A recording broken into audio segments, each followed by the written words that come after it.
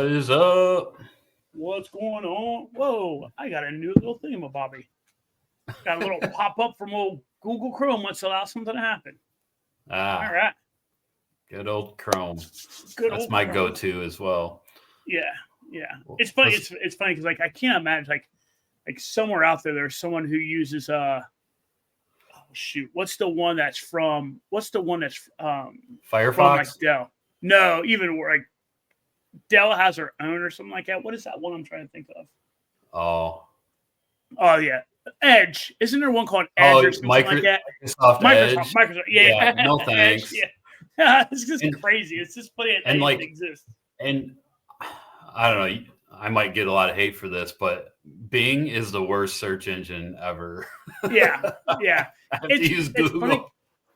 It's funny because like, working in software, right? Like we'll have customers like, the platform won't work. Or what web browser are you using? They're like Edge. We're like, what the fuck? Like, dude, what the fuck kind of business are you trying to run over there? Like, get out of here. Like, no kidding, it won't work. Do you have a GoDaddy website too? Like, what are we talking about? Like, Embark email. Yeah, I'm mainstream. I stick with the Chrome, but All right. How's it going with you, man? Getting some runs in lately? I mean, run like I shuffled around for 2 miles today. The knee's hanging in there. The knee's hanging in there. A little ouchy today after the run, but I think a lot of that is just like the extra small child that I'm carrying around on my fucking gut. You know what I mean? Like the extra weight. And but the extra weight, and then just like you know how it is. You come off from a really, really, really long injury. You just kind of got to shake stuff out. I will tell you the new thing. What I'm going to change this year, or now that I'm bouncing back, man, you see, and you and I've talked about it. Chaz and Pete and those guys are just how strong they're. I'm adding some weight training back in. So I actually went to the gym and lifted yesterday. And brother, let me tell you, like sore. Yeah. Like what it's gonna be worse. It's gonna be worse the next day, like 2 days. Dude, I was like, God. That and sauna training. I am mentally preparing for Arizona. Yeah. And so I'm hitting the sauna every day for about 30-ish minutes and chugging water in there and all that kind of stuff. So yeah. But yeah. Sauna training saunas are great. And I've kind of had a layoff too. I mean, I've been running, just not much. Been kind of like not motivated too much since Mountain Lakes 100. Yeah. Just on an extended kind of break, but I've gained some weight as well, like maybe like 10 pounds from my training weight, and just like starting to feel out of shape, and it drives me nuts. I'm like, I got to get some motivation back. And then I volunteered at a race over the weekend at La Cuesta Ranch Trail Run here in San Luis Obispo, and it was great. I met some good people. The runners kind of gave me some motivation, and we'll talk about this race today. It's a pretty cool it looked event. Beautiful. Like where you were up at, where you got that run in after it looked really pretty. It looked pretty nice. Yeah, that run that I did is it's not at that place. It's not far from it, but it's not exactly at that place, but it's a similar like style area. Genre. Yeah. But anyways, so I got a little motivation back, went for a run the next day. Felt pretty good, and hoping I can roll it over into upcoming weeks and see what I want to do this year. But anyway, that's what it's all about, right? That's what it's all about. Just like getting that initial one out the door, right? Yeah. And then, all right, I got that initial one out the door, and it's getting that second one and then that third one, and the next thing you know, you're just in this giant snowball, and next thing you know, you're like, damn it, I'm 12 weeks into a 100-mile training program. I'm tired. You know what I mean? Like it's amazing how fast it snowballs, and like you're just right back into the show. It does. It's just about creating the habit again, and it's definitely worthwhile. And like you, I want to get into strength training too, man, because it's something I've put off for too many years, and it's so easy to get injured nowadays. So as we're getting older, dude, right. Yeah. Woo-wee. But so we got a pretty big agenda today. We're recording a little early this week. I'm not sure if we're going to release it maybe till Wednesday, but we are recording on a Monday, so there's some stuff fresh off the presses. But we're going to go over race results, and we have a big FKT to talk about. Some of the other headlines are there. There's an FKT legend that has another big one in the works. We'll talk about that. There's a new 200 miler that has surfaced. That's going to be pretty interesting. There's a recent marathon that took place in absurdly cold temperatures.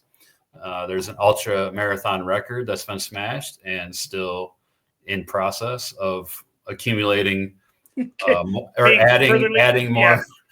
Being furtherly smashed. Exactly.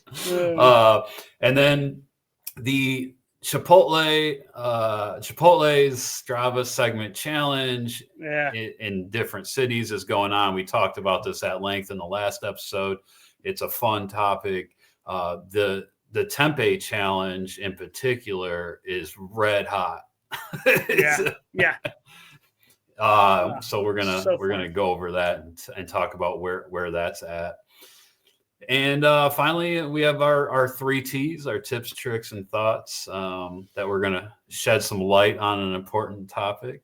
See what I did there? Shed some light. Shed some light. See what you did there. All right. It's called foreshadowing, people. It's called foreshadowing. All right. Let's get into these race results. First up is the Monterey Ultra 50 mile and Fort Ord 50K. Now, this used to be a 100K and a 50K. 2 years ago, they knocked the 100K down to a 50 miler. It's the same event. It's just two different names for the two different distance races. It takes place at Fort Ord in Monterey, California. Have you been to Fort Ord, Johnny? I feel like you have. To Fort Ord. No. Wait, have I? With the Army? Oh. No. Hell no. Dude, that was Fort Irwin. Oh, okay. In California? Yeah. Fort Irwin, which is, I'm looking at the pictures of this place. It's beautiful. Fort Irwin is literally the armpit of the United States. It is like way out in the desert. Okay. Well, Fort Ord's not a military base anymore. It's a rec area now, but it used to be a military base. Yeah. Anyways, it's a beautiful place to run. It's got some really nice trails, and they're rolling. It's just a really, really nice place. The trail system there is very extensive. I feel like I remember us talking about this place last year, and it was just like this is like a great place to go. Wait, did you say the trails are expensive?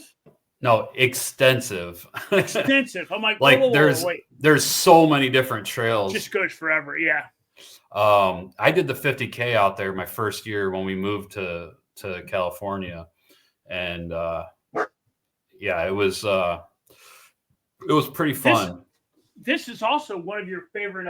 This is one of your favorite. Isn't Inside? That's your favorite. That's right. Inside Trails puts this on. One of my favorite race companies. Yeah. So it's a quality event. It has the Jamie Silva approval. It does. Yes. So let's maybe talk a little bit about the results, because this is kind of interesting. First place overall in the 50 miler, and I'm going to share my screen here. First place overall in the 50 miler was a female that goes by the name of Unknown. So I don't know if you remember, we talked a little bit. There was race results from another race. Was it in California? I'm not really sure, but it was Unknown Runner was first place just recently, maybe last episode or 2 episodes ago. Like 2 or 3 episodes ago. Yeah, it was very recent. Yeah. So wasn't it? I think it's something down around Oakland, I feel like.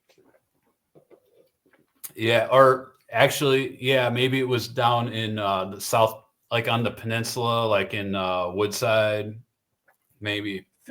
But there was, I 1 billion% there was an unknown that ran. Yeah. So in this one, she not only won, she set the course record. But like I said, the 50 miler is only 2 years old, but still, she won outright, first overall, in the time of 7 hours and 31 minutes, 58 seconds. And the first place male, second overall, was Max Cam, 7:34. Anthony Correa was second male, third overall, 8:09. Brian Botma rounding out the podium for the men, 8 hours 13. Jenny Jakix was second for the women, 8 hours 47. And Nicolette Del Sarto was third for the women in 9 hours and 26 minutes. Now, the Fort Ord 50K event was won by Owen Fireball, and Fireball was fire, 4 hours and 19 minutes. This is a fast course. I'll put that. It's very rolling. I mean, like, it's ripe for running. Yeah, it's funny because I was looking at the Fort Ord one. You can go and like at the bottom it has the profile of it, and it is just like the right amount of like hills that you need to like kind of like almost like propel yourself along, right? You know what I mean? Like you can see where this thing is like a blister, and it's like the trails are buffed out. It looks like. I mean, it looks like there are a lot of wide trails. No, they are buffed out for the most part. Yeah, there's really not many technical spots. And this is in Monterey, California. I don't know if I mentioned that, but it's in Monterey. And Dylan Flynn was second for the men, 4 hours and 24. Andrew Baker, third, 4 hours 44. And for the women, Matilde Giroud was first, 5 hours and 15. Monique Messier was second, 5:22. And Caitlin Bolt, third, 5:37. Let's go next to Mountain Mist. This is a classic, an iconic 50K that is an early season 50K in Huntsville, Alabama. This race has been going on since 1992, and it has occurred every year since then. Like there's not been a year where that race hasn't taken place. And over 500 runners showed up to the starting line Saturday. That just shows you how popular this race is. And it's a tough race too. There's some pretty technical stuff from my understanding.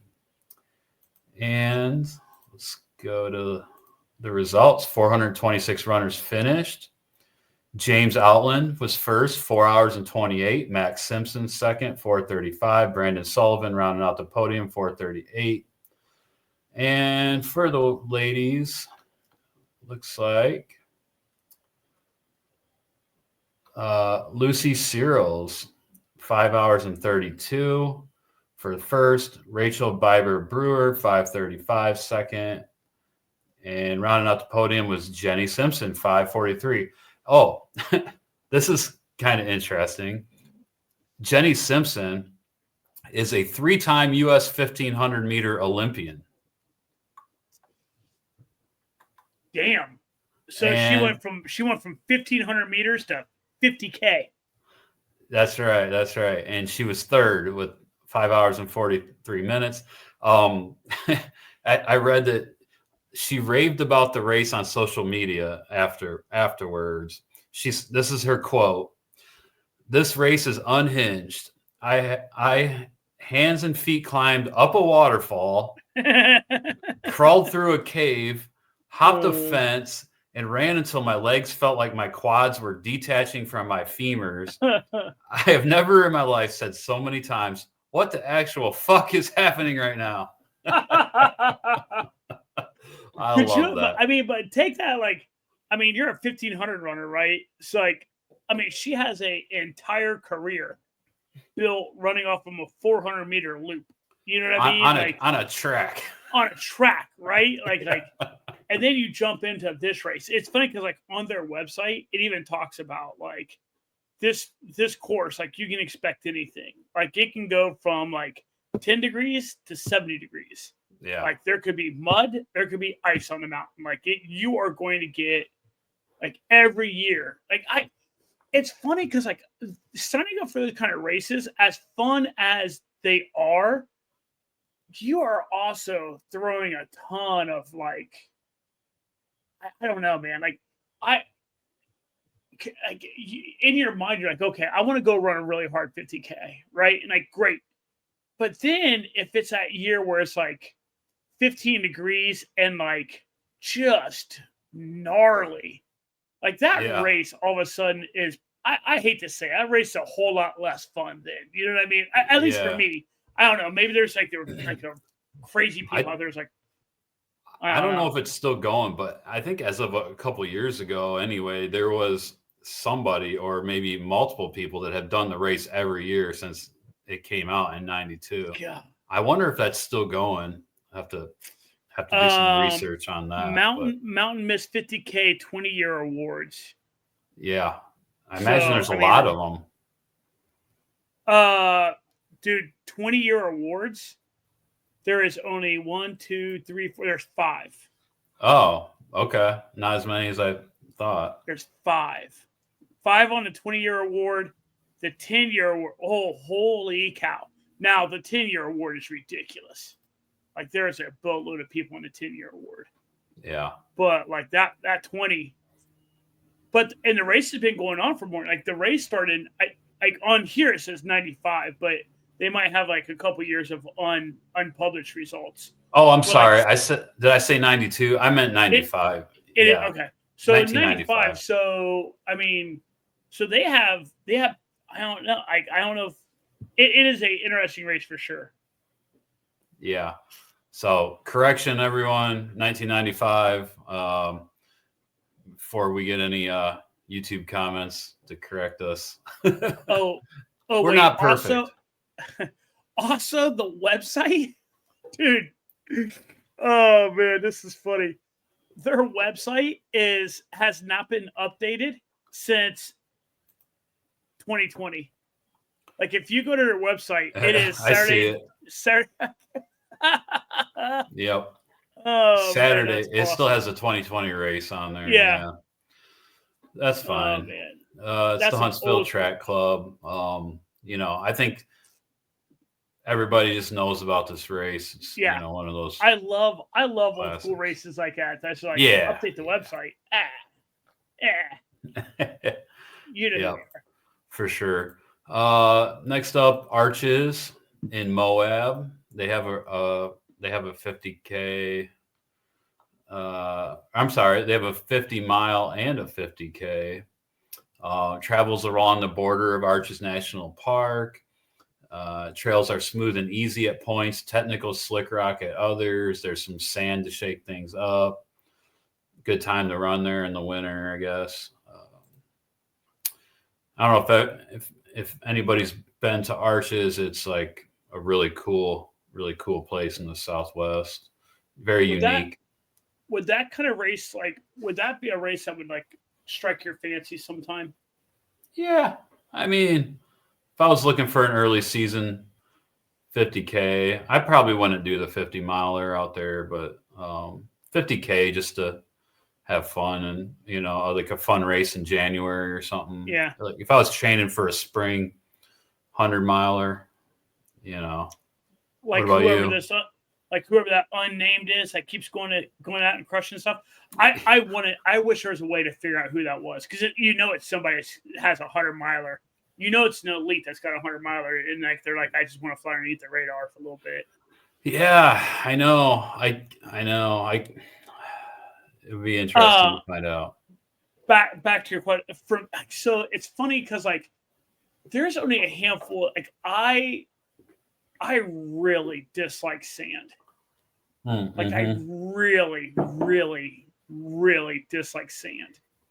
And so I can just see this being one of those races where, like, if you don't have gaiters on, your feet's going, like your inside of your shoes going to be all gritty and sandy. I can also see this. Right? Listen, I've said it a boatload of times. I fall regularly. This is 1,000,000,000% a race that I am on one of those rocks and like the sand, like, and I slip and like, I managed to fall on a hip and like my old ass shatters a hip out there. Like it's silly. Like it's stuff like that where I would love to go see the arches. I'd love to go there and maybe hike. This is that race where like it's funny. You said you do the 50 miler. I would flip it in 50. I do the 50K, not the 50 miler. Yeah, I could maybe be convinced to do a 50K just to like, okay, what, like it's a 50K worth of sand. Like I can be pissed off for like 6 hours. Yeah. But like a 50 miler would just like send me over the edge. Oh yeah, I have no desire to do that. Yeah. And I don't think the sand there is like, it's not really like beach sand. It's maybe more compact or not like deep sand, but still, like you said, if you didn't have gaiters on, that shit would be getting in your shoes. Annoying. Drive me nuts. Yeah. Devin Pancake took first for the 50 miler. These names. I love it. 6 hours and 24 minutes. Aiden Connolly second, 7:14. Derek Ball 7:19 for third in the 50 miler. Casey Brady got first for the ladies in 8 hours and 55. Samantha Hengehold was second for the women, 9:09, and Sydney Park rounding out the podium for the women, 9:22. In the 50K, Tyler Green was first, 3 hours and 39 minutes. It's crazy how he just kind of like pops up at these races, like in random places and dominates. Like, yeah, often not really. I mean, like Arch is kind of a pretty well known, right? But like, it's not big name. You know what I mean? Like, he's like, here I am. Yeah. I mean, he's top 10 at Western States, probably just looking for, if he's going to be in Western States again this year. I can't remember if he's on the list or not, but just a good early season training run. Little shakeout run, yeah. Ian Gwaltney second, 3 hours and 50. Bryden Anderson 4 hours and 3 minutes to round out the podium. Anna Fisher 4 hours and 23 first for the women. Brianna Karboski 4:28 for second, and Emily Evans third in 5:03. Anna Fisher, yeah, she's pretty solid runner.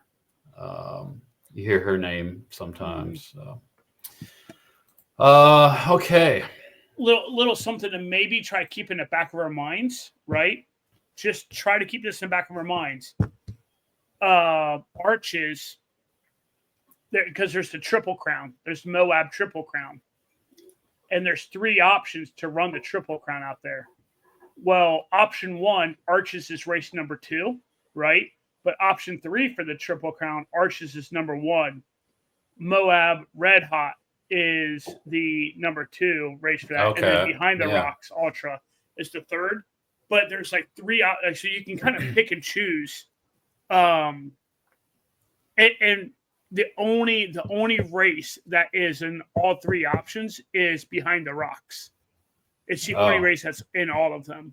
Okay. So it'll be kind of interesting if we can kind of like just loosely keep in the back of our minds, like see who, if they won podiums at all three. If any of the the podium runners are doing the triple. Yeah. Actually, it's funny. I just realized this now. The glass that I'm drinking my water from is the Fort Ord 50K. Dude, that is weird. Yeah, that is glass. It is. It's like it was meant to be. It was.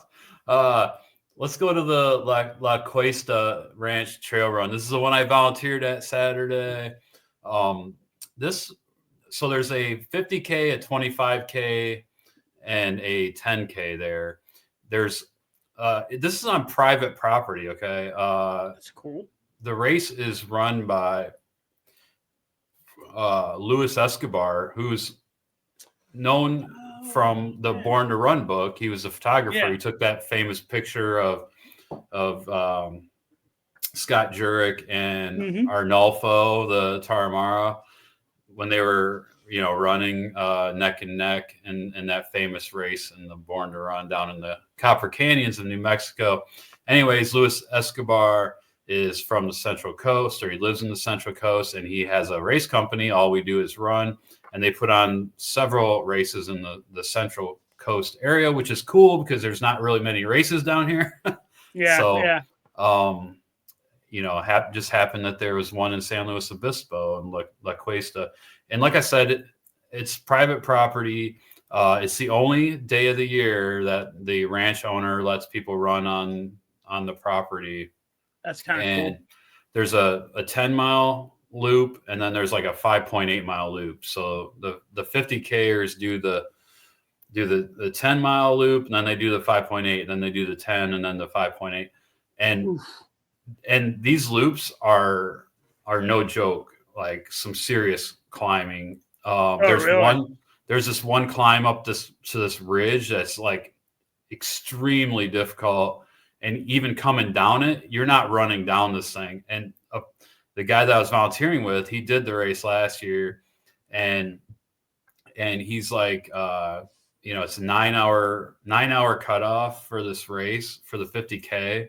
Yeah. And he's like, I'm guessing there's 9,000 feet. They don't advertise the elevation gain on the website. They don't, because they don't want people complaining that there's not that much elevation gain. And they don't post the maps of the run because they don't want people going out to the private sneaking property. on the guys. Yeah. So anyway, he thinks there's like around 9,000 feet of climbing. And like I said, that you can see from the start finish aid station where I was volunteering, you can see him coming down this hill. It is so steep. Like they're almost all walking. And he goes, and like some areas, it's not even a trail. It's just like areas where the grass didn't grow.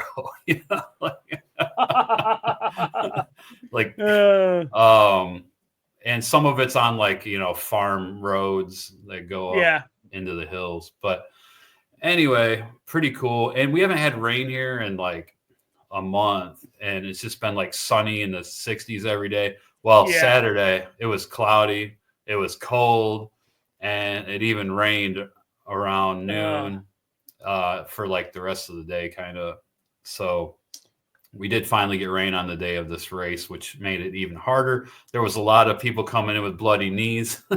No shit. Yeah. Jump to their website real fast. Yeah. Is this the hill that you're going up? Wait until this is a pretty epic website. It may be.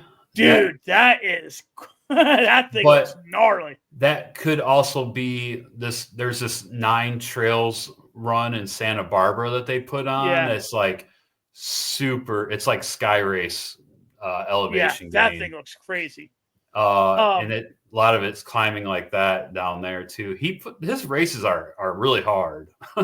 If down below there's like a line of photos, and there's a dude in a blue racing singlet, right, with a white hat on. If you look at like where his feet are, like look how like the rocks that he's running amongst. You know what I mean? Like slide a little bit to the right. There's one that's on there that's really, really, like really jacked up looking. Oh, there we go. There it is. Yeah. Doing the blue sing like that is. Yeah. So it's stuff like that. And then they put on that Born to Run Ultra, which is pretty mild compared to the other ones. And that has all different kinds of distances. It's like basically a festival, a party for 4 days, I think. That's down here, so like south of where I live. But yeah, they put on some cool stuff. But I'm guessing this first picture here, that kind of looks like that ranch, to be honest with you. But and they have weddings and stuff out at that ranch as well. It's a pretty big, like, cool old barn, and yeah, pretty cool atmosphere. You know, good breakfast burritos and coffee and. Dude, I love a good breakfast burrito. Man, me too. Like, I'm all about it. Oh man, there is just like some things that just make a lot of sense. Like outstanding breakfast burritos, like I love it. Yeah. So that guy I was volunteering with, Chris, he was telling me that he's like, this is so hard. He's like, the finishing times, you'd be lucky to see a sub 7 hour winning time, right? So yeah. But there has been some pretty fast times in the 50K throughout the years, but this year he was kind of right. The winner was 6 hours and 24 minutes. Travis Madden, 6 hours and 31. Second, David Long. Patrick Reed, 6:39 for the podium. Nicole Rice was first for the women in 7 hours and 23. Kajsa Williams, 7:43 for second. And Valerie Wooten, 8 hours and 41 minutes to round out the podium. And there was a total of 21 finishers in the 50K. There was a lot of people that did the 10K. I mean, like a ton of people in the 10K. Yeah. And the place just kind of cleared out after that race was over. That kind of stinks when that kind of happens, though. That sucks. Yeah. And then the 25K was like pretty popular too. And that was like the first and second place men in the 25K. They were just moving, man. Like, I don't even know what their times were, but I was like, holy crap, these guys are cooking.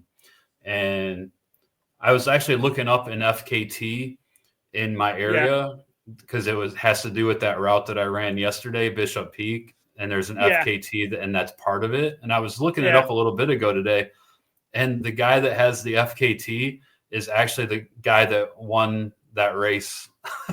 It's just weird. So you're saying you will not be getting that FKT? Oh, hell no. Like, let me put it this way. It involves 3 peaks, and the amount of time that it took him to get up all 3 peaks is about the amount of time it would take me to get up like 1 peak. You know?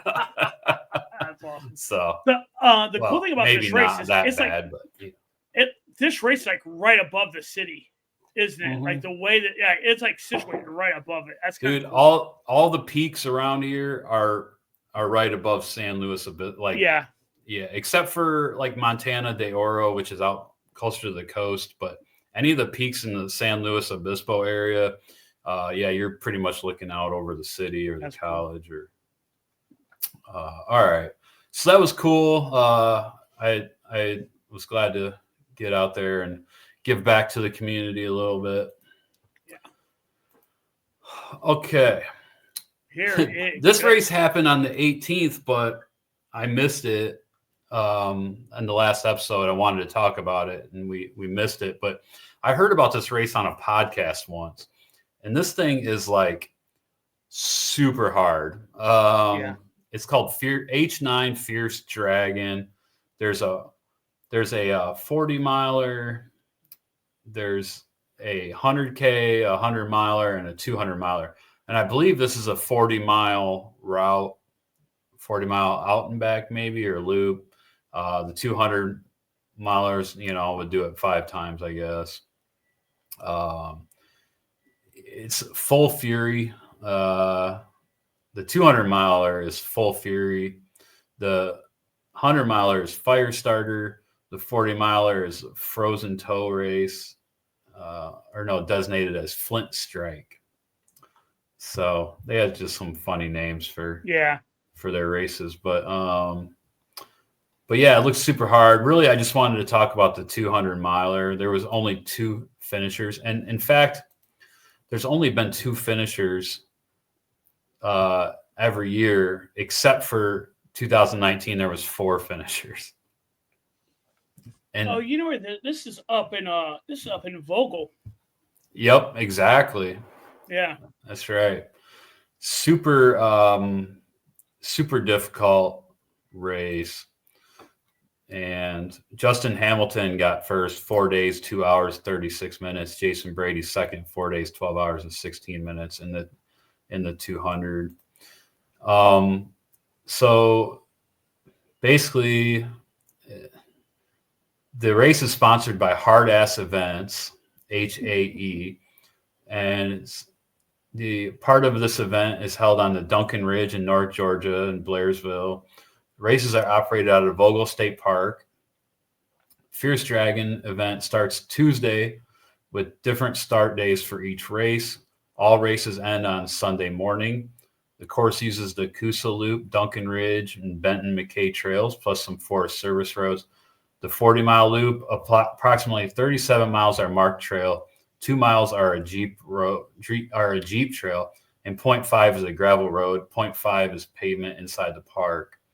The elevation gain per mile averages roughly 310 feet. So we're looking at 31,000 feet per 100 miles. No joke. One half of the course has moderate elevation change. The other half has changes that exceed 500 feet per mile. So it's lopsided on the climbing. Yeah. It's a winter race, so you never know what weather conditions you're going to get. Could be sub-freezing temperatures, wind chills, it blows 0. It could be hot, you never know what you're going to get. It's like an obstacle race. Yeah, it seems like it. So I guess it.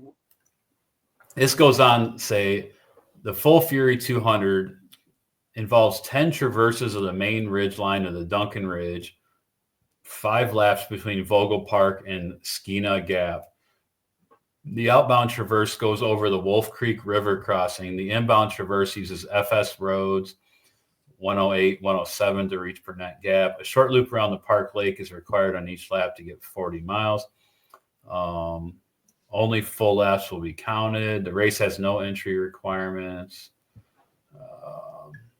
Yeah. Come on. Yeah. Weird You're right, race. though. That person's like crawling in the mud. Yeah. And like there's like tires. There's tires and shit. What's that all about? I don't know. I don't know if this is a trail. I don't know if this is a trail. I think it's one of those like Tough Mudder thingamabobbies.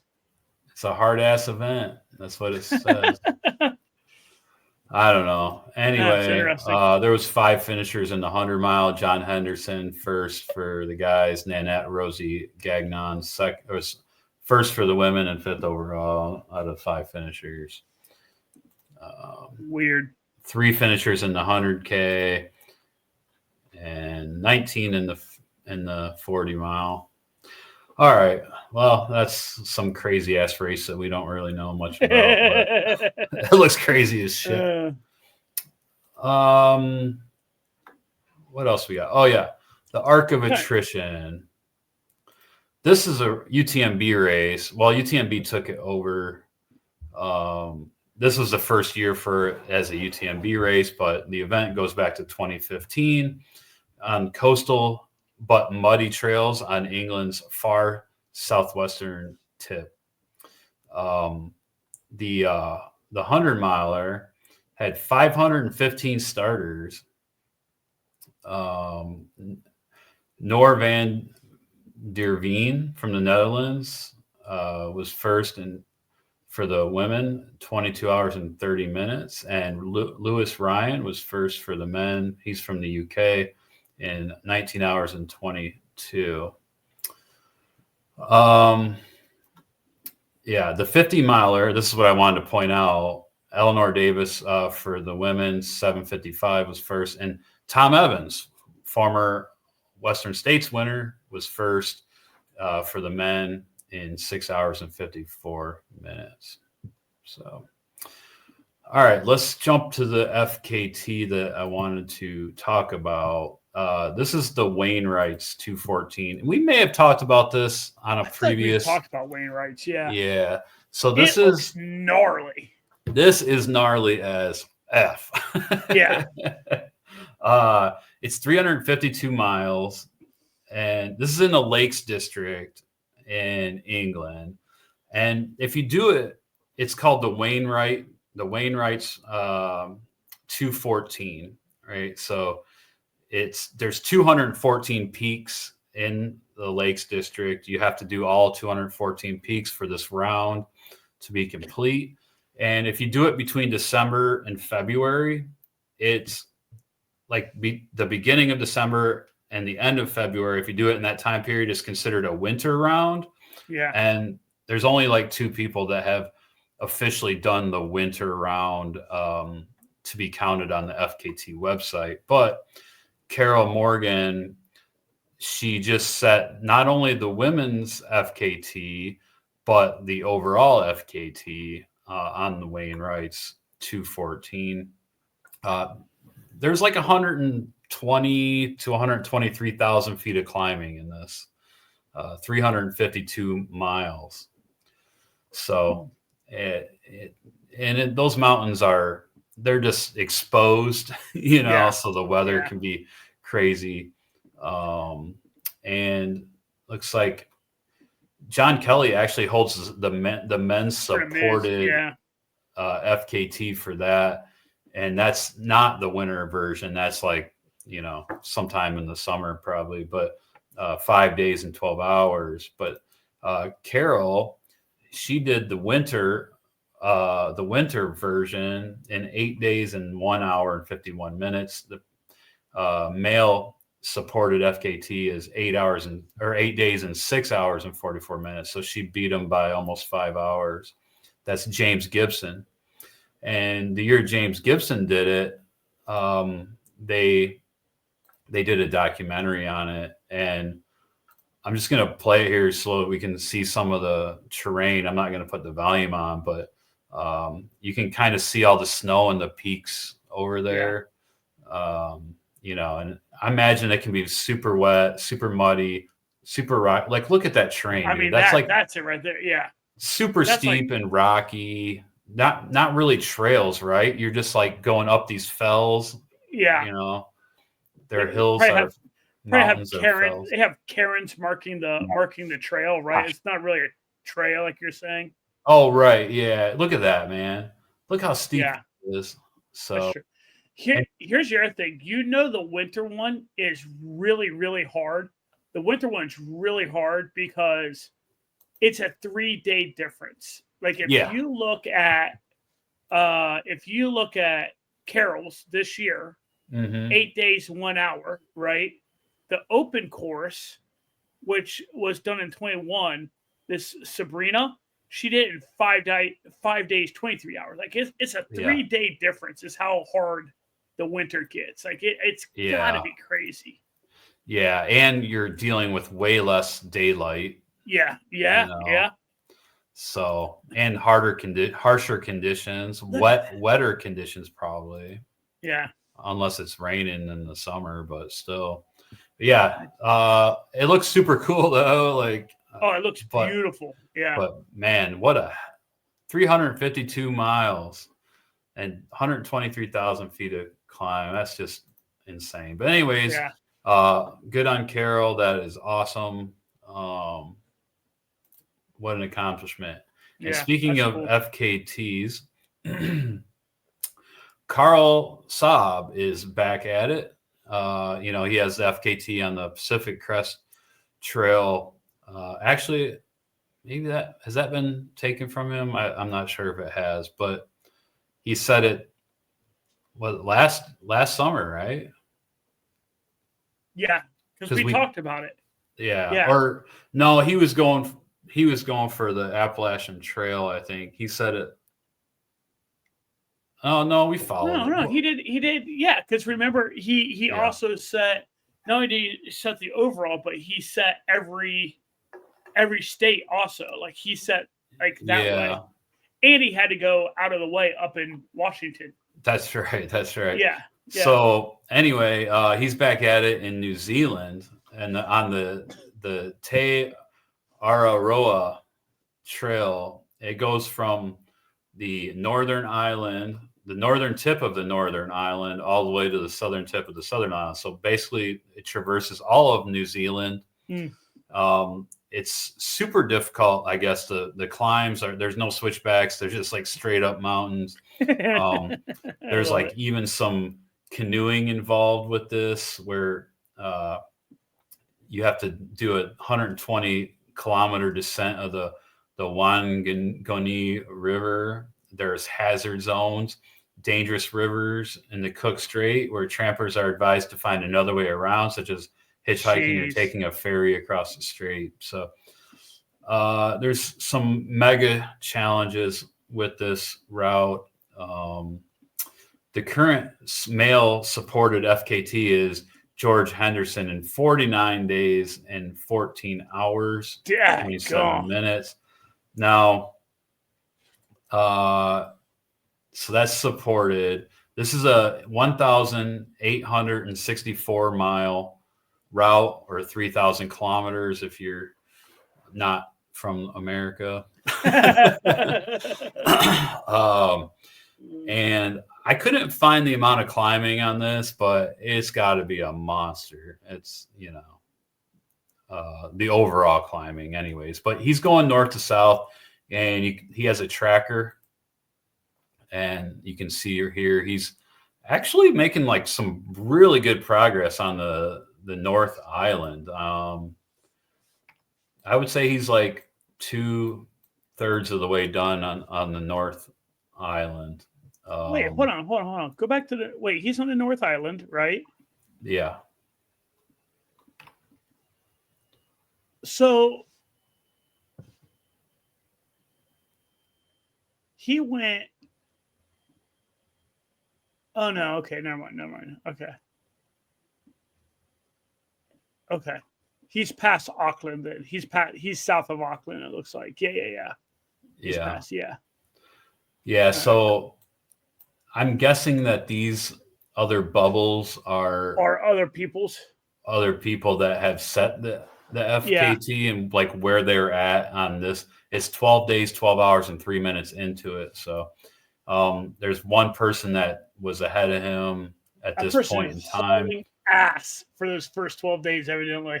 Yeah, I mean, he's not that far off. No. So, or off record. So yeah, it'll be interesting. We'll continue to follow this and let you all know where he's at. That is a crazy one. And Karel, he's just kind of a fan favorite on the Ultra Running News Network. Yeah, he's just seems like a really awesome guy, and he completed Barkley. He's set the FKT and the Pacific Crest Trail. He's just very accomplished Belgian dentist. I love it. Yeah.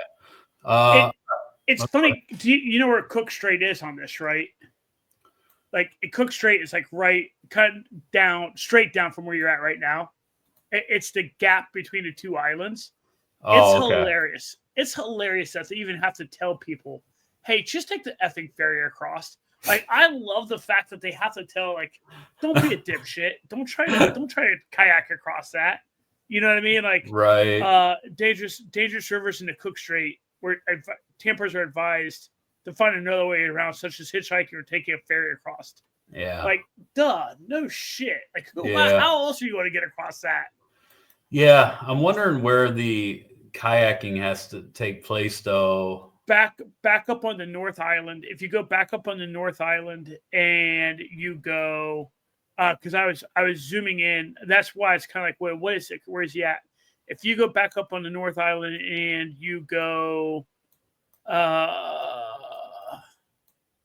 around where Auckland is, and you kind of zoom in around where Auckland is, you can see that there's a little bit needed in there. And then also, there's a little bit needed.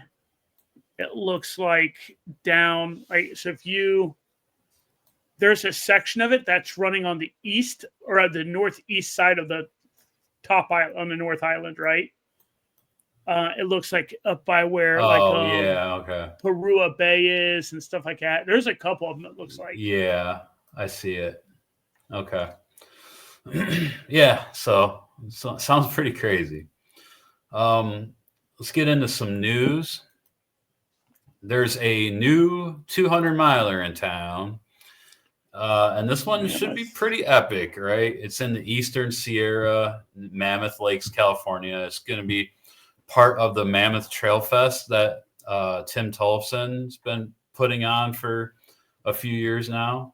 But this is going to be the first year for the 200 miler. It's actually 208 miles. The Mammoth. Mammoth. It's going to be 208 miles with 32,000 feet and 32,032 feet of elevation gain and loss. It goes up to 11,000 feet above sea level.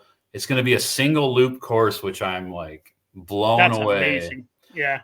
I mean, there is a lot of trail in the Eastern Sierra because you got the John Muir Trail and you have like a huge trail network around there, but it's technical, man. And like, this is not going to be an easy 208 miler. I can guarantee you that. 18 aid stations, prize money. There's going to be $5,000 for the first place female and the first place male, 3,000 second place, 2,000 third place. So you'll see some talent come in to pick up a cool $5,000. I wonder. I have my packet back here somewhere from Tahoe 200. I wonder what Tahoe 200's elevation change was. I think it's under 30. I'm thinking like 20. Elevation gain. The elevation change on this is 64K. How much climbing? Tahoe. Well, now it's going to be different. It's a different race now. Oh, there's 36,000 feet of climbing. Is that the current one? Well, yeah, 35,000 on the current. Yeah, but I'm guessing it's probably similar. Yeah. Yeah. So there's more climbing in Tahoe than at this Mammoth. That's right.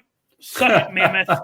But I can almost guarantee you the Mammoth one is going to be more technical. But anyways, that's cool. I'm excited to follow this and see who signs up for it. Dude, go. Jeff Peltier is running in it this year. He's going to make a film about it. You know he is. Go, scroll down and look at the elevation of this thing. Yeah, so those climbs are steep. Dude, that is. It starts off with a 3,000 foot climb to the first summit, and then it dips down like 1,500 feet in just like maybe 2 miles. Duck Pass. I've been to Duck Lake. If Duck Lake is near there, it's a really cool area. Yeah, that's a big climb there. There's a Convict Lake. Another 3,000 foot climb. Yeah. Right there. And yeah, that last climb is a doozy. It's like 3,500 feet. Dude. So. I mean that and like well it's a round trip, right? Like there's it's a giant circle. You know what I'm saying? It's a giant circle. So June Lake is a cool area. Anything you start off with, you know, you're going to come back and see again, you know what I mean? At the end, at least. Look at this, the name of this little peak here. Whoa, Nelly Deli. This is here, cool. June Lake. I've been to June Lake. That's a really cool area there. So, Yeah, it'll be fun to follow this actually. I've only been out to the Eastern Sierra once, and that was during COVID. And we went hiking out there and hiked to Duck Lake in Mammoth, and it is beautiful. An alpine lake. It's very remote.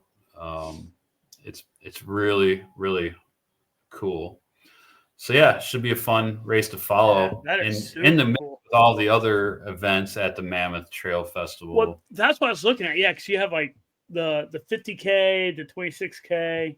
Yeah, there's a 1K, which is that like that's a kids race. Yeah. I also like below that they have a 10, but it's spelled out TENK. Oh yeah, 10K KAY. Oh, the Dragon's Back Ascent. That's 3 miles and 2,400-foot climb, dude. That's serious business. So yeah, should be cool. The cold marathon that we were talking about at the beginning of the show in the headlines, that was in Russia. In I don't even know where this is at in Russia. The Siberia, Yakutia region. Yeah, they way out in Siberia. In frickin' Siberia, they had temperatures of minus 58 degrees Fahrenheit, and they had put on this marathon. People wearing tape over their nose so they don't get frostbite. I would have to put that tape on my whole face, dude. Can't even. Yeah, that's extreme. I don't even know how you're like gonna consume calories and like I don't know. But anyway, that happened. I wasn't gonna cover this, but I think we should. This dude, we're only at 57 minutes. We're cooking right along. Deo Kato set off from Cape Town in July 24th of 2023, Cape Town, South Africa, and ran 12,000 kilometers to his hometown in London, England. So he ran this to raise awareness for the plight of migrants. It took him a year and a half to complete. He did face a lot of challenges on his journey from Cape Town to London. So in the end, he ran 7,530 miles with 300,590 feet of elevation gain. And this article by I Run Far, they talked to him. He's a Ugandan-born runner, and he was inspired by the unlawful killing of George Floyd and inspired by the Montgomery bus boycott in the 50s. So he's launched a few, like a Running for Justice campaign, and he's done some other stuff. But so it inspired him to do this run for migrants, and he wanted to highlight the history of human migration. And this is kind of interesting. Because he does experience living in the UK as a Black person who had migrated from Africa. He's experienced racial discrimination. One comment he often gets is go back to where you came from. So considering that humanity originates from Africa, he wanted to highlight this as a form of protest and bring awareness to the migration. Over the course of his journey, he was exposed to food poisoning, arrested in Juba, South Sudan, spent 11 days in prison. Oh, dude. Yeah. I'm sure the penal system in Sudan is just chef's kiss too. I'm sure they treat you really well. Yeah, I'm sure you get 3 squares and a nice bed. I'm sure that bed is nice and comfy, what I mean? Nice private bathroom. He also received acts of kindness from those in the most remote parts of the continent are willing to provide him with cooked meals and shelter. One of the main takeaways that he gained is that there's more human kindness than we know. People are willing to help, especially if they understand your background and goal. In terms of border crossings, he learned that African borders are far more restricted for Africans than they are for Europeans and Americans. So they really keep tabs on their own, the own people that live on the continent. So throughout the various challenges that he faced, he did not find Europe to be any more welcoming, and shared, in Europe, I faced a new challenge of being racially profiled as an illegal immigrant. So the police were constantly stopping and asking him to provide his passport, and that he entered the country legally at European borders. His British passport was scrutinized more than other people's. So the treatment and the physical demands put him close to quitting. He felt like quitting in Europe. Things got to be too much to deal with, but he was close to the finish, so he pressed on. He's talking about the human migration, right? Like, when we first started talking about this, in my mind, he went from South Africa to London, right? And so in my mind, he took the same path as the geezer, right?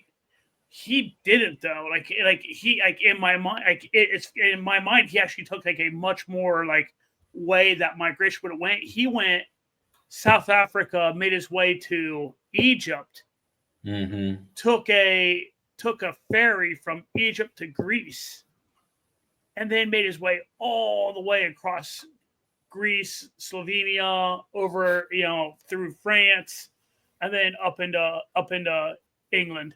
So he went a lot further than that. Anyway, I kind of mentioned, which I think 7,500 miles in a year and a half. Which is kind of like, if you think about the way human migration, right, coming out of Africa up into Greece and then pushing westward like that. I think it's pretty freaking cool. Like, I guess. Yeah.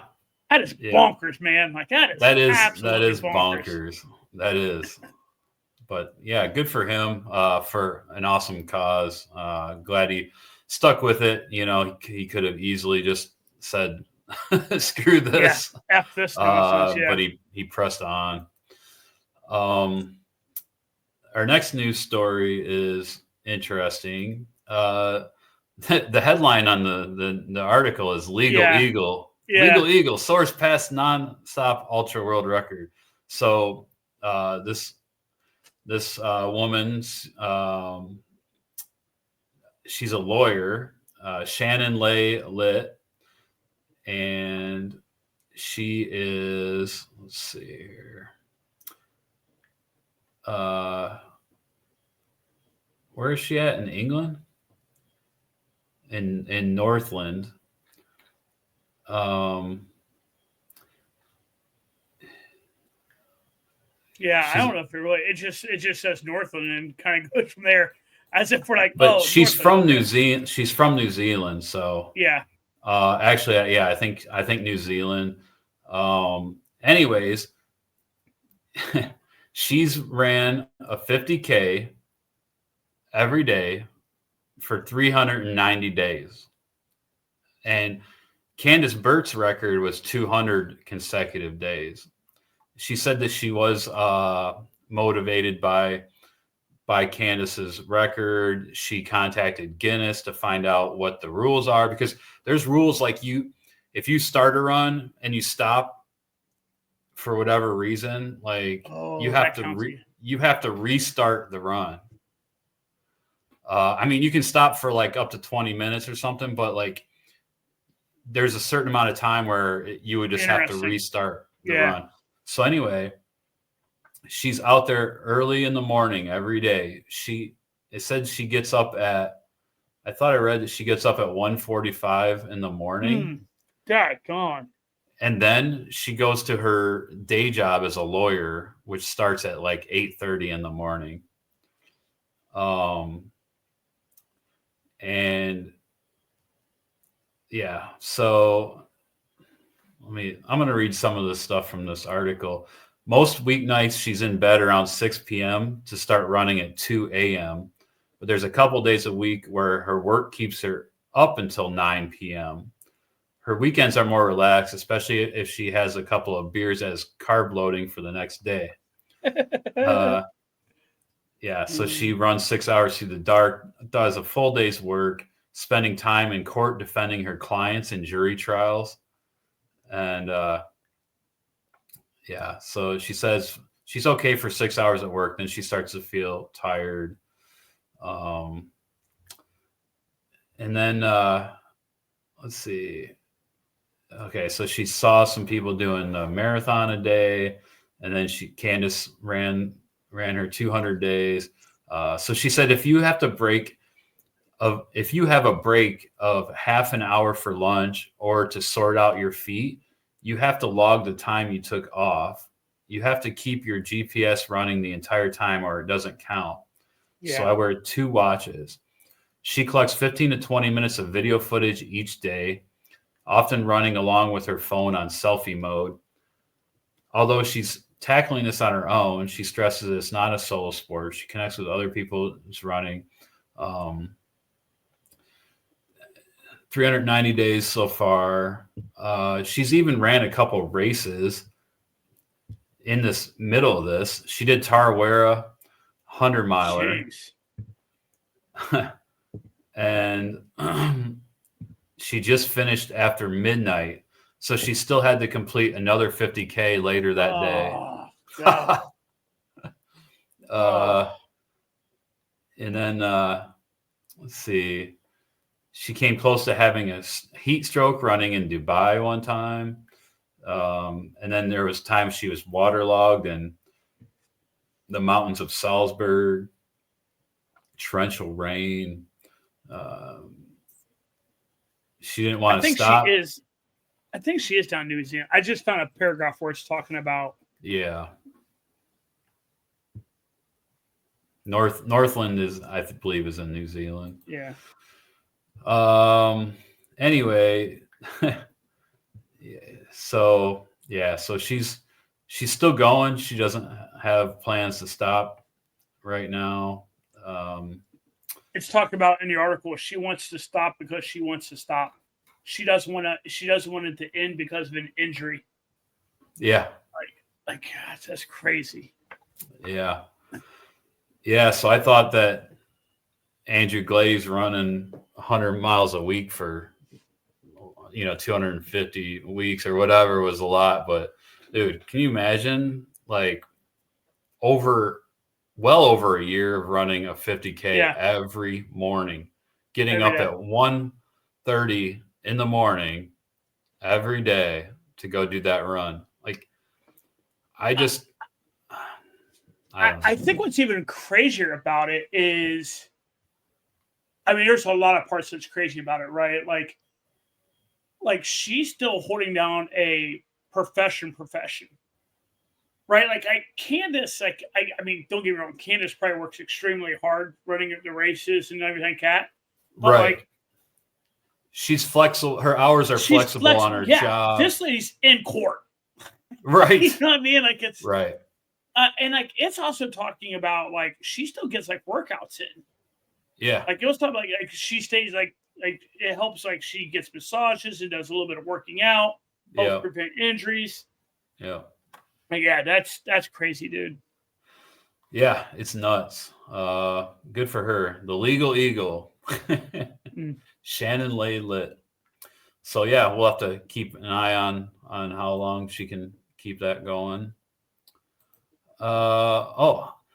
We didn't mention last week, but Hans Troyer, the young gun out of Georgia, he signed with Altra. So good for him. He's getting some sponsors, and he won the Bandera 50K last month, and he says he's feeling great and he's ready to roll for another shot at Black Canyon. And hopefully this time he stays hydrated and electrolytes in, so he doesn't end up in the hospital for a week or 2 weeks with rhabdo. But no, it'll be great to see him challenge at Black Canyon this year. Yeah. And by the way, next week we'll be doing our Black Canyon preview. Because the race is a week from Saturday. So 12 days, 14 days. I'm really excited to follow it. It's probably behind Western States, it's probably the most talent in any race in the United States is at Black Canyon or Javelina, one of those two. But still, it's a fun one to follow. So looking forward to that.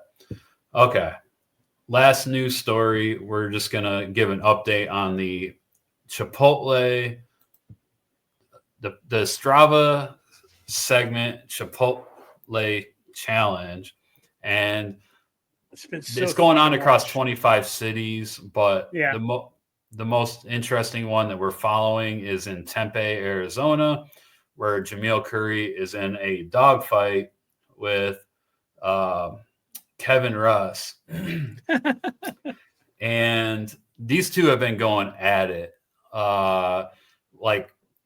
Jamil just keeps a little bit ahead in the leaderboard. It seems like Kevin will catch him or get close to catching him. And Jamil put in 2 50-mile days over the weekend. Yeah. And then he put in 30 miles today.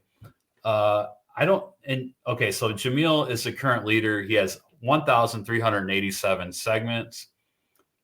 And Kevin Russ, and this is a 0.2 mile distance on 0.22, I think, on a city block. Wait, it says 0.3 on this one.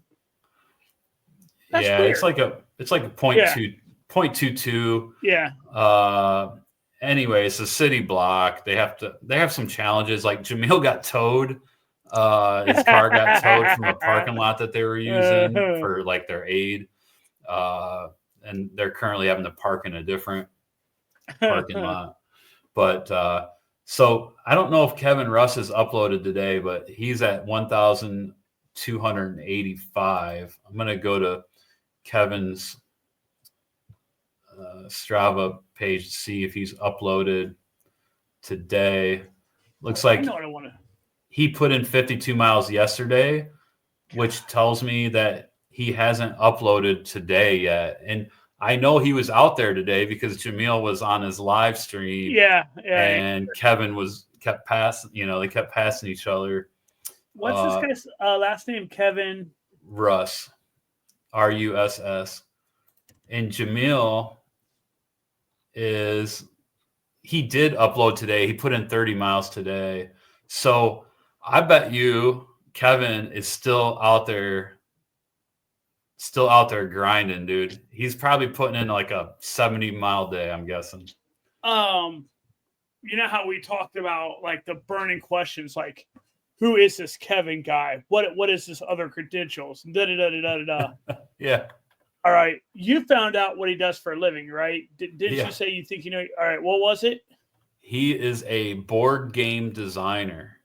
Such a weird job, right? Like that's that's got to be a cool job. It's got to be kind of weirdly fun. It's super cool. And Jamil said in his live stream that he thinks that Kevin has there's a couple board games that he made, that developed, that are like widely popular. So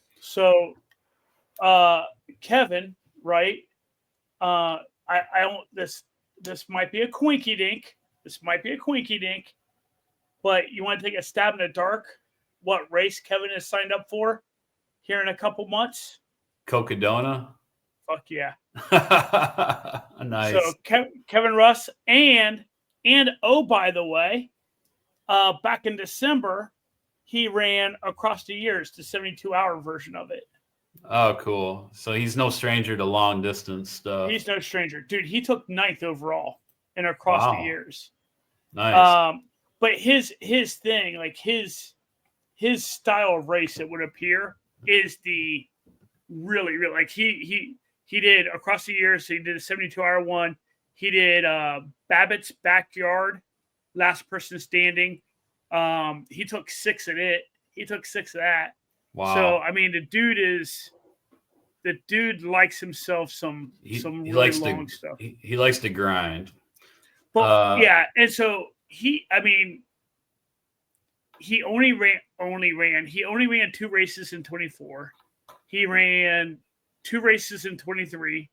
He ran a 50K, and then he ran Beaverhead. Beaverhead. That's tough. That's a tough race. He actually ran Beaverhead twice. Okay. Once in 23 and once in 22. So I mean, he does enjoy himself the long races. So he's just not some Joe Blow out like getting by. So he's currently 102 segments behind Jamil, but he hasn't uploaded today. So I have a feeling he's going to be right there because 0.22, what is that? Like 102 segments. That's a little less than 5 segments in a mile. But then you got to double it because you got to go back. Yeah. So every 2 miles you're hitting 5 segments. So he's going to be right there. I can't wait for his upload. I can't wait. What's crazy is I heard Jamil talking on one of his times he was live today.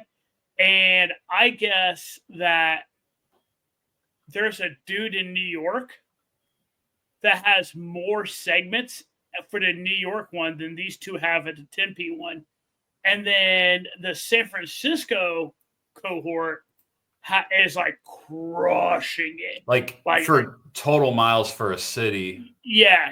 Like the city, San Francisco city is just like, it ain't even going to be close. And then there's one dude in New York is running away with the individual effort. The San Francisco one is downtown by Salesforce. Oh yeah. Tower. Yeah. There's a lot of people that love crazy shit like that in San Francisco. Okay, so I can't wait to follow. Like, so it ends on, let's see, it ends at the end of January, so Friday's the 31st. So correct. So this week it'll be interesting. Those two are probably going to be skipping work, going overnight maybe. I just can't even imagine. Because and for those that didn't listen to the last episode, the winner gets 52 free entrees from Chipotle. And Jamil said on his live stream yesterday that it can be like, any entree. So you can get a burrito. You can even get it like double wrapped with extras and all this stuff. So it's funny because like Jamil made it sound like he wasn't even that big of a Chipotle fan. Like he's like, I'll have it every now and then. Like it's not even like his jam. Yeah, he said he gets it like maybe 2 or 3 times a month, maybe. Yeah. So, but I guarantee he'll be taking advantage of 52 free entrees. Yeah. That's amazing. I can get a burrito every week for a year. Mm-hmm. That'd be pretty good. So it'll be fun to see how this rounds out. Okay. Well, I think it's time for tips, tricks, and thoughts. Oh, look at you, fancy pants. The triple T's, 3 T's, tips, tricks, and thoughts. And my internet cut out there, so I don't know if you heard that whole soundbite. My dumbass was talking. Hit it again. Tips, tricks, and thoughts. Tips, tricks, and thoughts. Tips, tricks, and thoughts. I couldn't find a good AI voice generator or like my vision is for it to be like tips, tricks, and thoughts. like the big truck shows. I kind of like the British. I kind of like the British intelligent. Well, this week for tips, tricks, and thoughts. Yes, it is lighting strategy for night running. That's right. Which is always kind of interesting, right? Because like I feel like what's funny is like when I started off with like a hand torch, or like I started off with and I remember thinking my hand torch was like the most badass one ever because I had one of those like old school Nathan ones that was like angled. Okay. Oh, I love that effing thing. Oh my God. I just remembered the funniest story about my OG light I had. Okay. This goes way back. We got to throw on the way back machines. Go ahead and hit the skip, but go ahead and hit the video real fast because this is a great one. This is the intro to our lighting Yes. segment here, the 3 T's. Oh wait, I have the mute on. Technological idiot. All right, here we go. So no. Was it Still nothing? No sound. Hear it? Nope. Okay. Volume up. Okay. Well. So now you just gotta listen to my dumbass story about my first Nathan flat. Keep going with that. We'll play this at the end. So this goes way back to Hallucination, the first year. Well, the only year I ever ran Hallucination. Steve Hannas is running a Hallucination with me, and Steve and I were like, Steve was like, "Listen, I'm gonna run every step with you." And like Hallucinations, 5 loops or 6 loops, one or the other. 6. And we legitimately did 5 3/4 loops together. I think, no. Yeah, because it's 6. Like we did 5 3/4 together, and then finally, it's like, "Hey, I'm gonna take off and see if I can beat this time." I'm like, "Yeah." Anywho, when we were running at night, the old school Nathan torch I had, like I said, it was like it was like ergonomically shaped to fit in your hand, but like shine forward, right? Well, at the base of it down here, at the bottom of it, was a red blinking light because it was more meant for like road running. You know what I'm saying? Right. Dude. So this is a handheld flashlight. Yeah. Steve got so effing mad having to run behind with that red light. He's like, "Dude, I cannot effing do it anymore. I got to get in front of you." Like it drove him batshit crazy. And I guess like now hindsight 2020, I'm like, "Yeah, dude, I would have absolutely hated that shit if I had to run behind that." But I had forgotten all about that. Like, I love it. It strapped onto your hand. It just kind of held. It was a great light. Well, it's like it's like a handheld water bottle, but it's a light. Dude. It was. If you're a road runner, it was a great light just to have. Like, I just need a little flashlight, to get me by. All right, you didn't try to hit it again? I don't know if it's gonna play. Like, I don't know. I got the volume all the way up on It YouTube. might be the way you're sharing it or something, possibly. Maybe. Oh, you know what? I wonder if I put it in full screen. Let's try that. Nah. Nope. Okay. Well, let's just forget it. So back to what this is about, though. Like, what do we prefer, right? So, like, I ran with that handheld forever. Handhelds aren't really, like, once you kind of realize what you're really getting to with the hunters, handhelds aren't really, like, feasible. And so for years, like, I've only ever ran with, like, the headlights, the ones that go on, the headlamps. I think I've tried a couple. I think I've tried Black Diamond. I've had a couple Black Diamonds, and I think those are really the only ones. I kind of just keep going back to the same like general one. It is funny because like they're really annoying. Like trying to like turn them on, turn them off. It's kind of annoying, but I know you have some really like yours is where I want to be. Like what you are currently rocking is like I think the way to go. So I used to use the headlamps and used to use the Black Diamond. Yeah. Just a regular headlamp. And what I found with the Black Diamond was any headlamp, I just hated having that weight on my head. Mm-hmm. And you had to like turn your hat around backwards to put the headlamp on. And it wouldn't bounce around too much, but just that restriction on the head was just kind of annoying. And I found that the light, the battery, I don't know if like it just kind of starts to dull out, right? Yeah. Like, yep. It's like, is this thing on? Like, what the hell is going on here? You just changing batteries all the time because it doesn't seem like it's working right. And I just got frustrated with it. And some friends of mine were using the Ultra Spire waist light. So it's like a belt that you put on and the light is at the waist. And they're really powerful. They run off of these lithium ion round batteries that you can recharge, and also, yeah, not only is it like super bright, it like lights up the trail right in front of you, so you can see exactly what you're running over. The battery lasts, a long time. You can buy replaceable ones, charge them up, and carry them with you. So I've really enjoyed running with the UltraSpire Waist Light. Now, there is a drawback to the Waist Light. So if there's like a down tree or any technical part that you have to like climb over, when you like kind of bend over to do whatever, it will block the light and everything will be dark. So you'll be like, I can't see what I'm doing. So if you have like a headlamp or something to supplement with the Waist Light, it's ideal. I don't do that. If I'm going over a log or something, I'll lift up the belt just to like, just to see what I'm doing.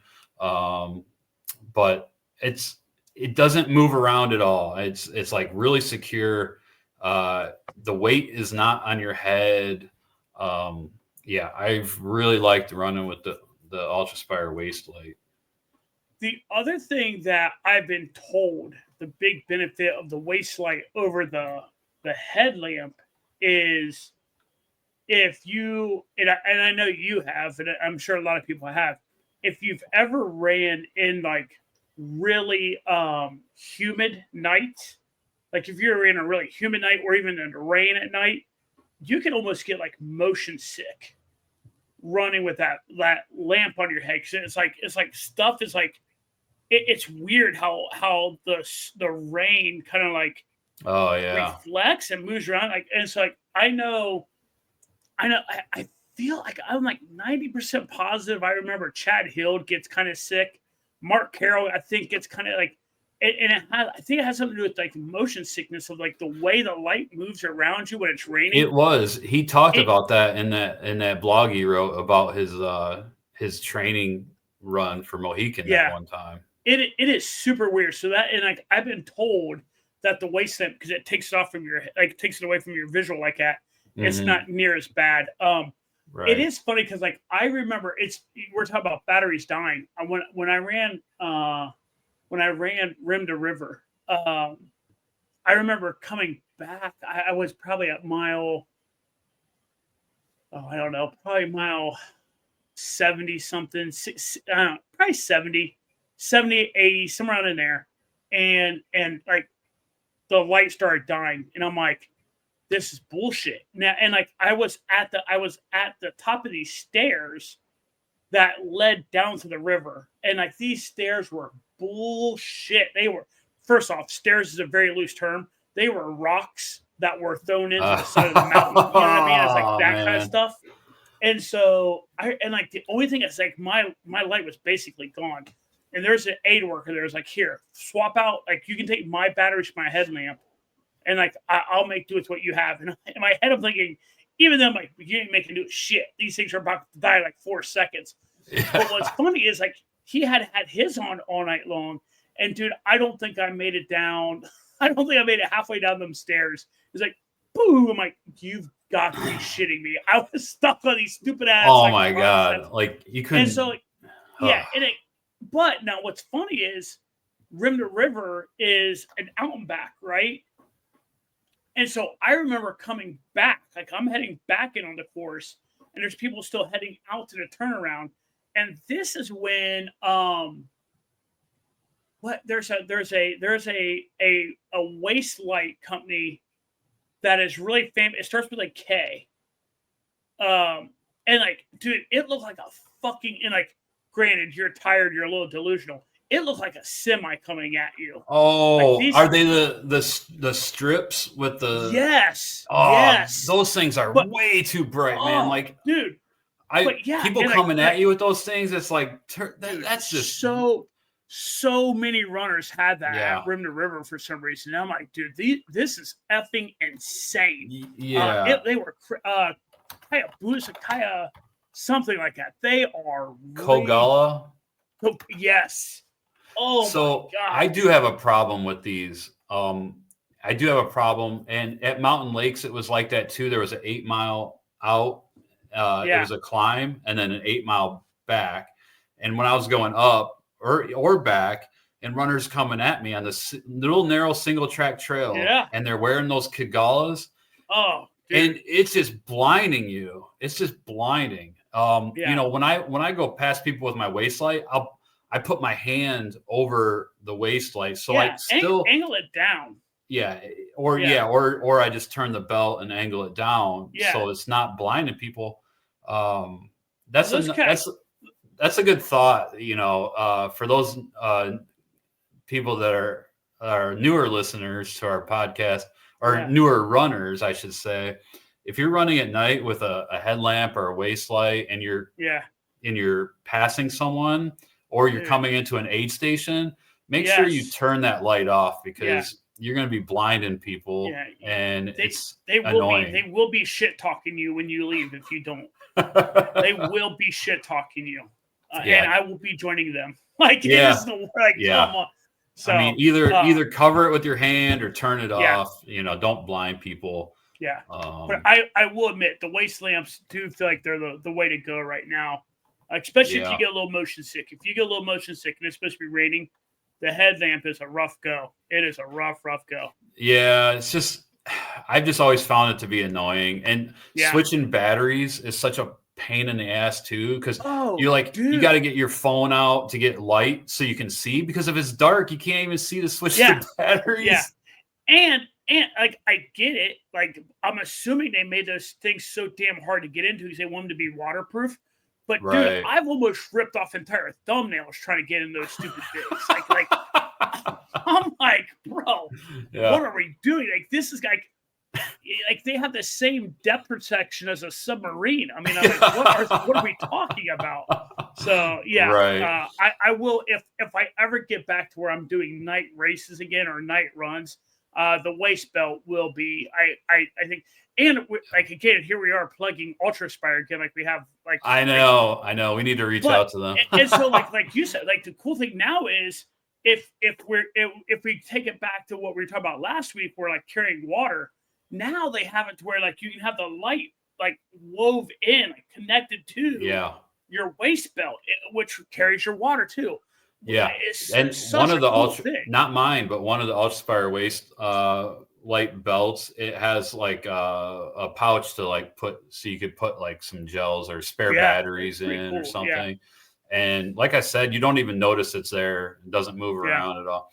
And for a backup, I always recommend taking a backup with extra batteries for your backup, because if your light dies, you're screwed. You're screwed if you don't have a backup. So always remember to carry a backup. I carry just this little light portable flashlight that takes like a single AA battery.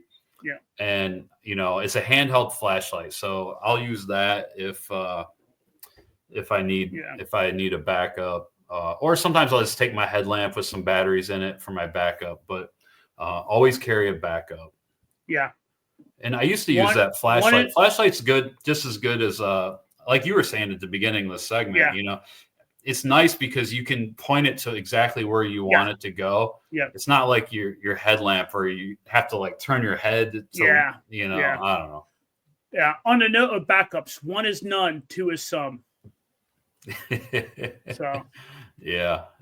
Just, you can never be too prepared when it comes to exterior illumination, which is the clip I was trying to play at the beginning of our segment was National Lampoon's Christmas Vacation, when Chevy Chase's character Clark is talking to his dad in the movie. His dad, the character is playing his dad, and he said, Dad, you taught me everything I know about exterior illumination. Such a good movie. So all right. Holy cow, we had a long one tonight. Yeah, we did. Dang it. We our goal was to like get this to an hour, it's just gotten longer and longer. Look at us. There's just too much stuff going on. But tune in next week for the Black Canyon preview. This should be pretty exciting. So yeah. Cool. All right. Do you have anything else, Johnny? I don't. Thanks, everybody. All right. We'll see y'all on the next one.